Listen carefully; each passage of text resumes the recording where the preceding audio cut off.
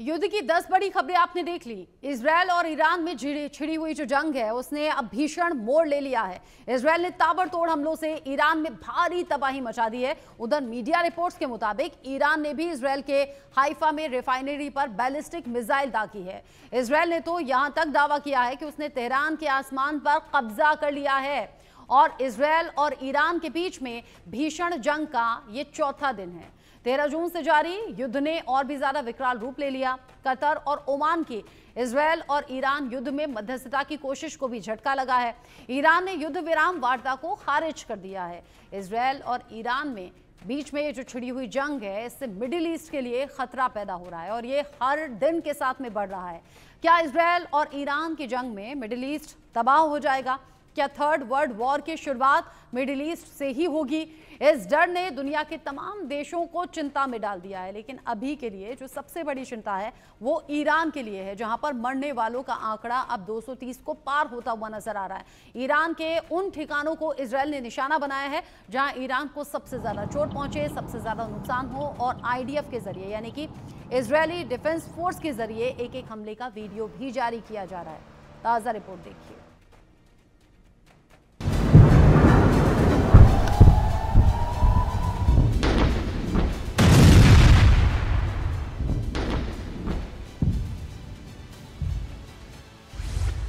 Israel Iran war, भीषण हुआ प्रहार।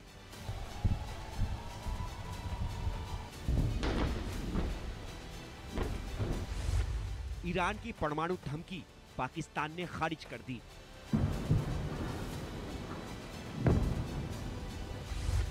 ईरान के साथ यमन, मिडिल ईस्ट में खतरे में अमन।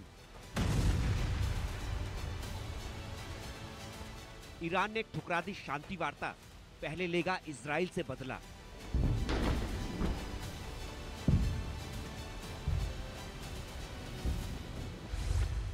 मिडिल ईस्ट में तबाही, दुनिया घबराई।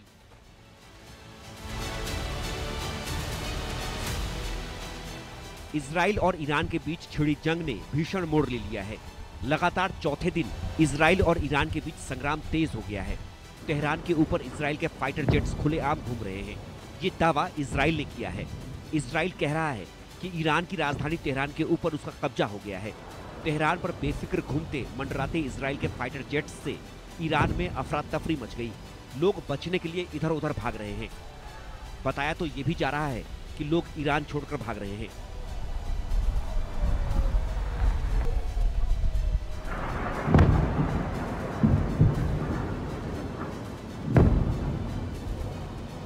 इजराइल ने ईरान पर किस तरह से बमबारी कर तबाही मचाई है, उसकी कुछ सैटेलाइट तस्वीरें सामने आई हैं। ये तस्वीर ईरान के करमनशाह मिसाइल बेस की है। इजराइल ने यहां भीषण बमबारी कर बड़ा नुकसान पहुंचाया है।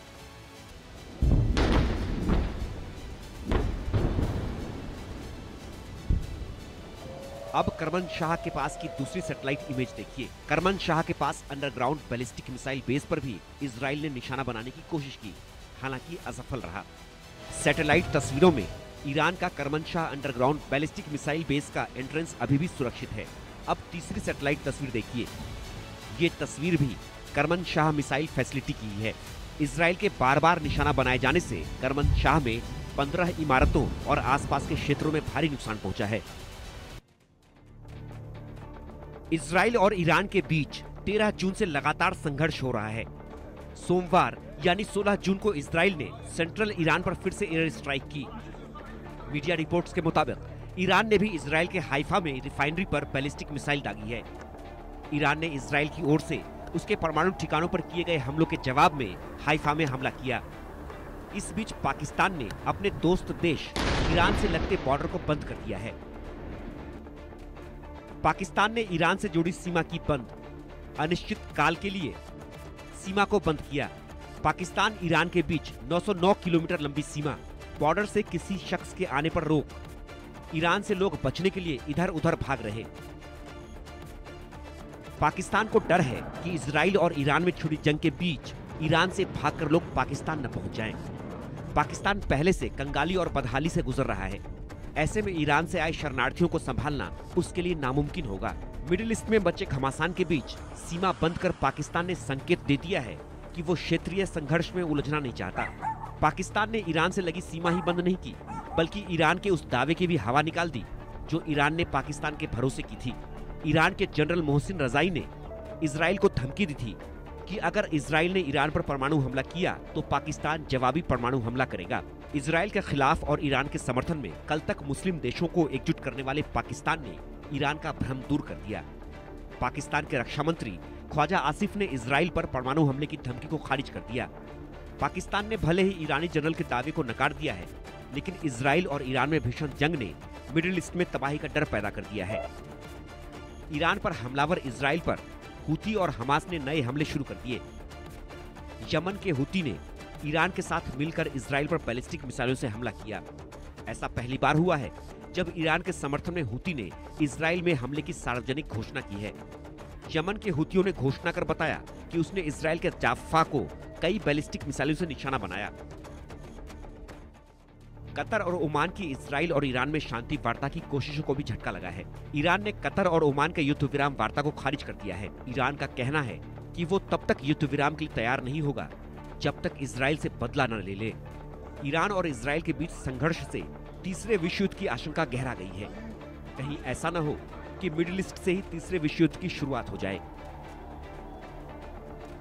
Bureau report, India news.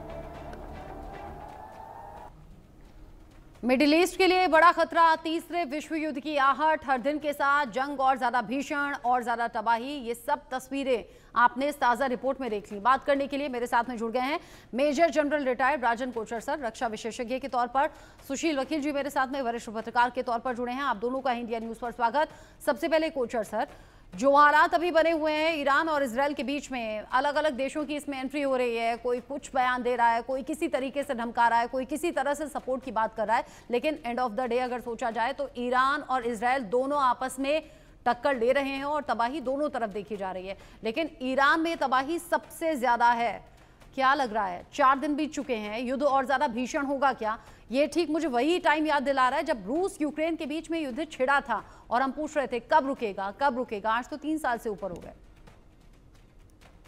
धन्यवाद रचना जी, आपने डिस्कशन में मुझे बुलाया। ये युद्ध इतना जल्दी खत्म होने वाला नहीं है और ये जब हमने पिछले साल हमने देखा था जब ये झड़पें हुई थी दोनों के बीच में, अप्रैल में हुई थी, फिर अक्टूबर में हुई थी, तो वो एक 2 दिन में मामला एक्चुअली ख़त्म हो गया था। पर इस बार जिस तरीके की प्रिपरेशन है इजराइल की, जिस तरीके की इजराइल ने तैयारी करी है और इस युद्ध को इनिशिएट किया है, बिकॉज आप जानते हैं स्टेटमेंट आई थी that it's a pre-emptive strike.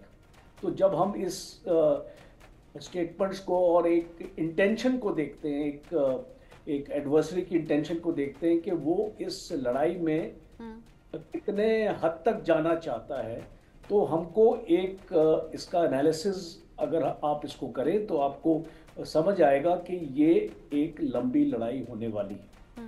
अब दूसरा पॉइंट आ जाता है कि दोनों देशों के बीच में कितनी लंबी लड़ाई वो लड़ सकते हैं, बिकॉज ये एक नॉन कॉन्टैक्ट वॉरफेयर है। ये कोई कन्वेंशनल वॉरफेयर नहीं है जिसमें ग्राउंड फोर्सेस भी हैं और आपकी नेवी भी है और आपकी बाकी आपके फोर्सेस हैं और आपका एडवांस हो रहा है, लैंड टेरिटरी कैप्चर हो रही है, आपका काउंटर अटैक हो रहा है, जैसे कि हम एक कन्वेंशनल वॉर में देखते हैं। पर यहाँ पे एक नॉन कॉन्टैक्ट वॉरफेयर का है, तो उसमें मिसाइल इस्तेमाल हो रही है, बैलिस्टिक, उसमें क्रूज मिसाइल इस्तेमाल हो रही है, ड्रोन इस्तेमाल हो रहे हैं, इस तरीके का। अब कितना असला एक दूसरे के पास है, इसको इतना लंबा खींचने के लिए उस पर क्वेश्चन मार्क लगेगा, क्योंकि ईरान ने एक्चुअली क्या किया है। आपने अगर इसको ईरान की जो ताकत को एनालाइज करने की कोशिश की है, आज ईरान की ताकत उसकी मिसाइल्स में है, उसके ड्रोन्स में है, क्योंकि ईरान के पास दोनों चीज़ों को बनाने की टेक्नोलॉजी है और पिछले 10 साल में ईरान ने इसके ऊपर बहुत इजाफा किया है, अपनी मिसाइल्स को सॉलिड फ्यूल वाली मिसाइल्स बनाई है। इसका ये मतलब है कि आपको उस मिसाइल को आर्म करने की ज़रूरत नहीं है, आप उसको इमीडिएटली यूज़ कर सकते हैं। तो इस तरीके की जो स्ट्रेंथ आज ईरान ने पैदा की, बट अब आप इसको देखिए, ईरान की टारगेटिंग, बिकॉज ईरान का एयर डिफेंस सिस्टम बहुत मजबूत नहीं है और उसकी वजह से इजराइल बहुत आसानी से पेनिट्रेट कर पा रहा है। और जो भी टारगेट इजराइल ने सिलेक्ट किया है वो एक स्ट्रेटेजिक टारगेट्स है, जैसे कि मिलिट्री लीडर्स को मारा है, साइंटिस्ट को मारा है, और जो आपकी न्यूक्लियर साइट्स के ऊपर अटैक हुआ है, आपके जो एयर डिफेंस सिस्टम पे अटैक हुआ है, आपके पावर सेंटर्स पे अटैक हुआ है, आपके ऑयल रिफाइनरीज पे अटैक हुआ है। अगर आप इसको कंपेयर करें ईरान के अटैक से, तो ईरान का अटैक टारगेटेड नहीं है, वो आपके रिहायशी इलाकों में चला जाता है। टेल अवीव में कर दिया, एक बिल्डिंग्स को नष्ट कर दिया, इस जेरूसलम में कर दिया, और जो आपका हाइफा पोर्ट है अभी उसको भी ज़्यादा नुकसान नहीं हुआ है। आज अदानी की एक स्टेटमेंट आई है कि हाइफा पोर्ट भी इतना ज़्यादा डैमेज नहीं है। तो इसका मतलब है कि ईरान ने जितनी स्ट्राइक्स की हैं, बेशक उनकी 30-35 मिसाइल्स आपके जो आयरन डोम उसको रोक नहीं पाया है, बट वो कोई ऐसा इतना सब्सटैंशियल डैमेज इजराइल में नहीं हुआ है कि उसकी वॉर वेजिंग कैपेबिलिटी को आपने अफेक्ट किया है। तो इसलिए मैं ये बोलता हूं कि आने वाली जो लड़ाई है अभी जो इजराइल की तरफ से और भी भीषण होने वाली है, बिकॉज अल्टीमेटली इजराइल का मकसद क्या है? दो मकसद है जो मुझे इसको नजर आते हैं और जिसमें अमेरिका शामिल है। और अमेरिका की स्टेटमेंट्स पे आप मत जाइए, बिकॉज जो अमेरिका अपनी पब्लिक स्टेटमेंट्स देता है वो जो अंदरूनी चीज वो बिल्कुल उसके विपरीत है। तो इसके और पाकिस्तान के स्टेटमेंट पर जाऊं या नहीं ये भी बताइएगा, क्योंकि पाकिस्तान की तरफ से कभी ये सामने आता है कि ईरान को परमाणु हथियार देंगे, कभी वो कहते हैं नहीं हमने ऐसा कुछ पेशकश की ही नहीं है, ये सब गलत है। देखिए, पाकिस्तान इस लड़ाई में अगर पड़ेगा तो पाकिस्तान का बहुत नुकसान होने वाला है, और पाकिस्तान समझता है। तो वो जो अभी जो स्टेटमेंट्स आ रही है, अभी डिनाइल की स्टेटमेंट्स आ रही है, ख्वाजा आसिफ ने स्टेटमेंट्स दी है कि हमने ऐसे कोई कमिटमेंट नहीं है हमारी ईरान से कि हम उनकी लड़ाई में एक्चुअल पड़ेंगे और हम दूर रहेंगे। तो आई थिंक उसी स्टैंड पे पाकिस्तान कायम रहेगा, बिकॉज पाकिस्तान के पास कितना दम है। देखिए, वो एक और दूसरे की लड़ाई में नहीं पड़ना चाहता, ऑलरेडी उसकी इकोनॉमी इसको बुरी हालत में है, और अगर ये न्यूक्लियर में चला जाता है तो फिर पाकिस्तान की तबाही है, क्योंकि पाकिस्तान के ऊपर भी न्यूक्लियर अटैक आ सकता है। यानी ईरान की तरफ जो अभी खतरे की घंटी है, अगर पाकिस्तान इनके किसी भी तरीके से सपोर्ट करता है तो फिर वो खतरा खुद मोल ले लेने वाली बात है। आप रहिए मेरे साथ में। इजरायल ने ईरान पर हवाई हमले तेज कर दिए हैं और ये हमले लगातार बढ़ रहे हैं। इजरायल ने तेहरान पर किया है हवाई हमला। ईरान के सरकारी टीवी IRIB की बिल्डिंग पर यह हमला किया गया है, जिसकी तस्वीरें सामने आई हैं। लाइव न्यूज बुलेटिन के दौरान टीवी बिल्डिंग पर यह हमला किया गया।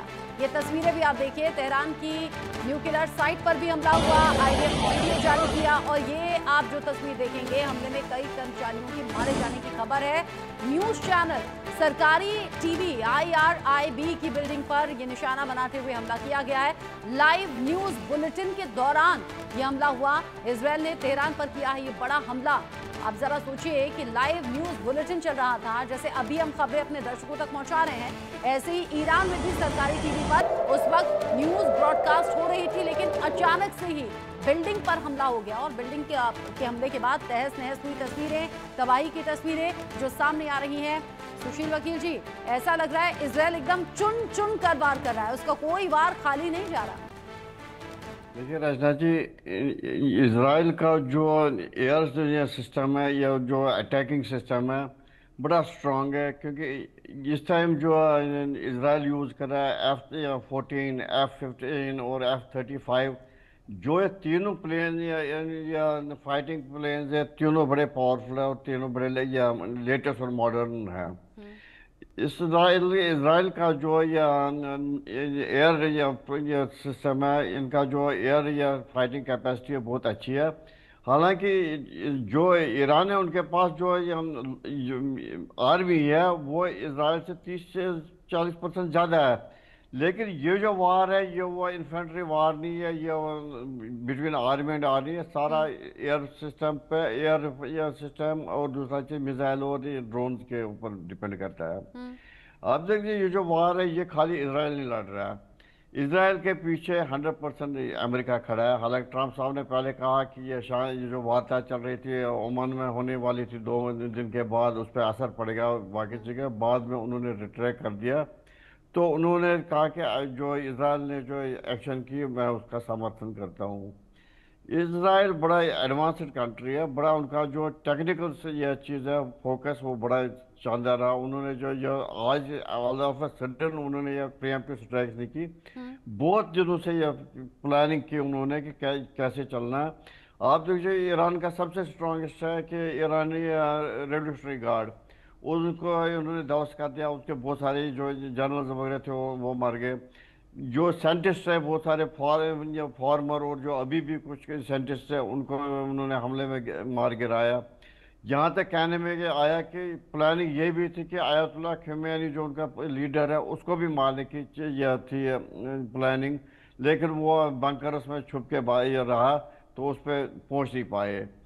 इस वजह से लग रहा है कि ईरान पूरी तरह स्ट्रांगली जो ईरान को इस बार पूरी तरह से झटका देगा, क्योंकि बड़ी चीज़ है कि मेजर तो यूएस है जो इसके पीछे खड़ा है, उसके बावजूद भी United kingdom, France, Germany, European union, Italy वगैरह सारी कंट्रीज इसराइल के साथ ही है। और इस बार देख लीजिए पहले क्या होता था, जब भी ईरान हमला करता था इसराइल या कुछ इराक वगैरह पे, उसके साथ दोनों खड़े होते थे। एक था ये हौतीज़ और दूसरा होता था ये हिजबुल्लाह जो लेबनान का बड़ा स्ट्रॉन्गेस्ट ये है टेरर फोर्स, और हमस भी। लेकिन इस बार खाली हौतीस वालों ने उनके साथ हाथ बढ़ाया। अभी तक जो हिजबुल्लाह है उन्होंने कोई यह प्रक्रिया इस पर नहीं दी, या हमस है उन्होंने कोई प्रक्रिया नहीं दी कि हम इसके साथ ईरान के साथ में जुड़ के इसराइल पे हमले में ये शामिल होंगे कुछ होंगे। और अरबियन में जो 14-15 इस्लामिक कंट्रीज़ में उसमें भी हार्डली 2-3 जैसे इजिप्ट वगैरह 2-4 कंट्रीज़ है, जो कतार है या यमन वगैरह, उन्होंने इसराइल इसका ईरान का साथ देने का या ये कर दिया या अपना साथ देने का वादा किया। लेकिन जो जैसे ये अपना सऊदी अरबिया वगैरह बहुत सारे कंट्रीज़ हैं जो इस बार ईरान के साथ नहीं है। हालांकि ईरान ने बड़ी कोशिश की कि उन्होंने कहा था कि सारी मुस्लिम कंट्रीज जो इस्लामिक कंट्रीज इस बार जुड़ जाओ आपस में ताकि इसराइल को हराएंगे, अमेरिका को हराएंगे। उसके बावजूद भी इस जैसे ये अपना इस टाइम जो अपना ईरान है उसके साथ कौन है, कुछ ही कंट्रीज़ है छोटी मोटी जैसे टर्की है, चाइना है, यमन है, इराक, कतार वगैरह है, ये कुछ कंट्रीज जो साथ दे रहे हैं। अगर सारा जो मुस्लिम कंट्रीज एकजुट होकर ईरान के साथ मिल जाते फिर भी सोचते हैं कि इसराइल पे कोई असर हो जाएगा, लेकिन ऐसा कुछ भी नहीं देखने को मिला। आप देख लीजिए पाकिस्तान जैसी छोटी कंट्री, उन्होंने जो उनका डिप्टी प्राइम मिनिस्टर और फॉरेन मिनिस्टर इशाक डार साहब, उनने पहले कहा कल से कि OIC कंट्रीज़ को इस टाइम इकट्ठा होना चाहिए, हम सब इस्लामिक कंट्रीज़ को इकट्ठा होकर ईरान का साथ देना चाहिए कि इसराइल उस पर ये मारदार जो गलती कर रहा है। लेकिन पाकिस्तान के लोग भी इस टाइम श्योर कर रहे हैं, उनको ये पता है कि अगर आज ईरान को इसराइल हटा देगा नेक्स्ट उनका टारगेट होगा, और वो होना भी है, क्योंकि इसराइल हो या ईरान हो या पाकिस्तान हो, जो भी न्यूक्लियर पावर या इनके आर्सेनल होंगे अल्टीमेटली उन्हीं कंट्रीज़ के खिलाफ यूज़ होंगे, जैसे इसराइल है, इंडिया है या बाकी जो इनके इस्लामिक या जो कंट्रीज हैं इनके थोड़े बहुत पीछे पड़ा हुआ है। उस वजह से पाकिस्तान को भी रिट्रैक्ट करना पड़ा कि हमने कोई ऐसी ये नहीं किया कि हम इनको इसराइल को या ईरान को थोड़ा न्यूक्लियर या आर्सेनल देंगे। उस वजह से आप दिखाने के लिए अपने आप को बचाने के उन्होंने यहाँ तक किया कि अब बॉर्डर तक उन्होंने बंद कर दिया आपने। लेकिन वो जिस हिसाब से कल उनके फॉरेन डिप्टी प्राइम मिनिस्टर ने कहा था हम उनके साथ हैं, हम उनको ये करेंगे वो करेंगे, आज मजबूरन उनको ईरान के साथ ये बॉर्डर बंद करने पड़े।